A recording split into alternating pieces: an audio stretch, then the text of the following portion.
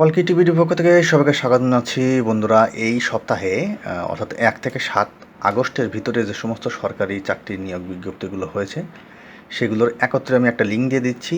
এখানে দেখেন, বস্ত্র অধিদপ্তরে 190 জন, স্বাস্থ্য মন্ত্রণালয়ে 155 জন, দুর্নীতি দমন কমিশনে 101 জন, গ্রন্থাগার অধিদপ্তরে 93 জন, ওয়েজ আর্নার কল্যাণ বোর্ডে আছে 73 জন। এভাবে কিন্তু 1 2 3 4 5 6 7 8 9 10 11টা গভর্নমেন্ট জব মানে এ সপ্তাহে জাস্ট পাবলিশড হয়েছে। প্রত্যেকটা লিঙ্ক আমি একত্রে দিয়ে দিলাম।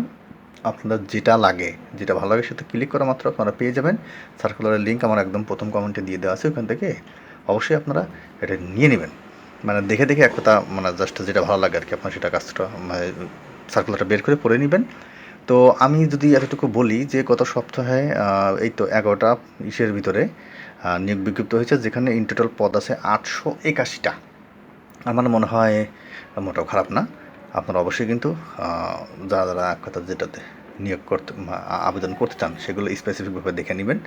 পুরো বিষয়টা পেয়েছি হলো আমি প্রথম আলো পত্রিকা থেকে। এতটুকু বলতে পারি। তো আপাতত এতটুকুই থাকলো। সবাই ভালো থাকবেন। সবাইকে অসংখ্য ধন্যবাদ।